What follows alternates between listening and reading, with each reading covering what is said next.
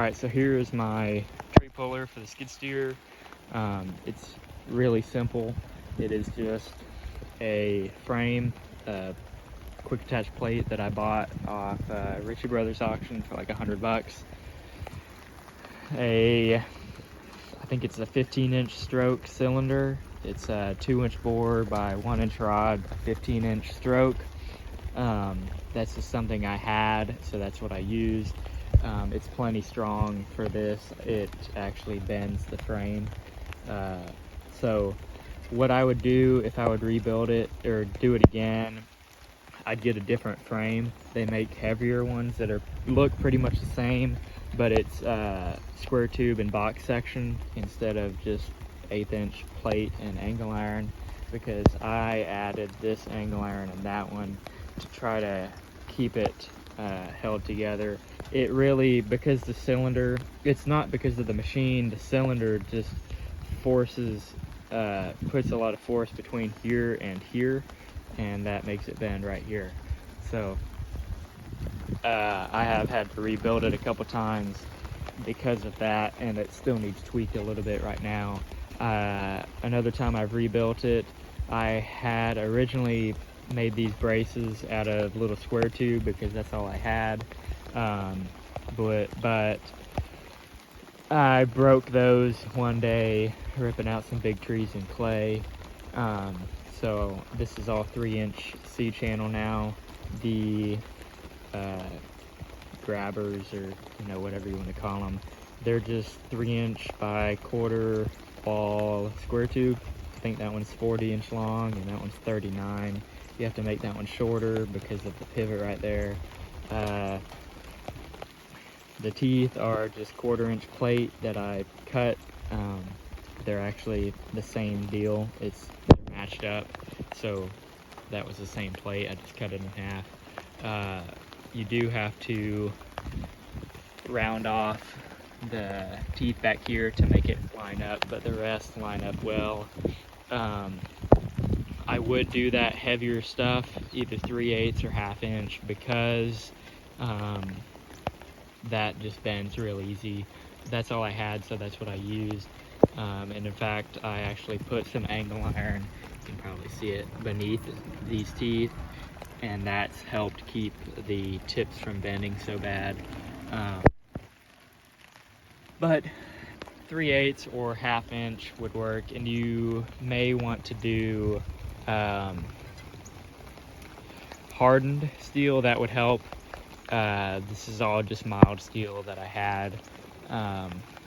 The tips are just plate steel that I cut and welded into pyramid shapes, and welded on there to give it a point. Let it, you could close it up and then use it as like a stump bucket or something, dig under roots or whatever, and just to keep the ends from getting plugged up.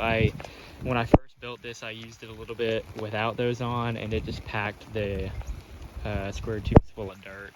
So you definitely need to have some sort of cap. I wouldn't do a flat cap because it's just gonna make it just too hard to push into dirt. It'll make it worse. Just go ahead and put some sort of point on the end. The pivots are all just 1-inch bolts. That's its own, and these are their own. And then everything I made from scratch. So these are all just 1/4-inch or 3/8 plate that I cut and put holes in. Same down there. You do have to make sure this is all lined up, which is not too hard. You just have to build the rest of it, and plan for that being there. And make sure you offset these so that when you put that one on first, the center is not, you don't put it in the center, because then it's going to be offset. So it's just figure it out as you go, and but it's just C-channel, square tube on a plate with a cylinder on it. It's nothing complicated. It took me a day or two in the shop, just fiddling with it, figuring it out as I go. To build this with a you know, Lincoln Tombstone welder, and I borrowed my neighbor's plasma cutter to cut some stuff. And it took me a couple days to rebuild it, but now that I've replaced the flaws, it works pretty well. The only thing that I wish I didn't use and could redo, but I can't, is this frame. I have to make that work. Definitely buy a heavier frame, because this one bends way too easy. It works very well, but it's just the cylinder pushes that apart too much. I've pulled out 8 or 9 inch trees fairly easy before, but it's all in sand that we have out here.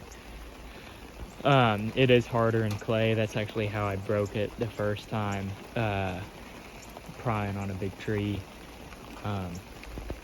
But overall it works fairly well. I got my hoses and couplers from surpluscenter.com. They have the best deal I can find on hose assemblies and couplers. I think the couplers for a set is like 40 bucks.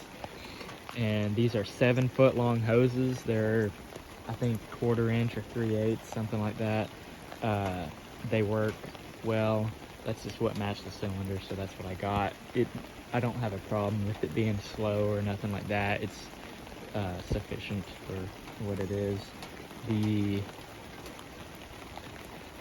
only thing is, I wouldn't go shorter than 7 feet, because when you tilt it all the way forward, which I do fairly often to set trees down, or I'll pile them up and then grab them all at once and move them.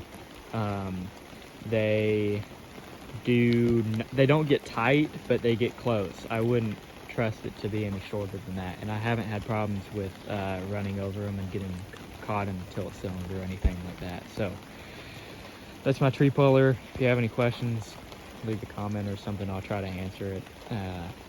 But yeah, that's it.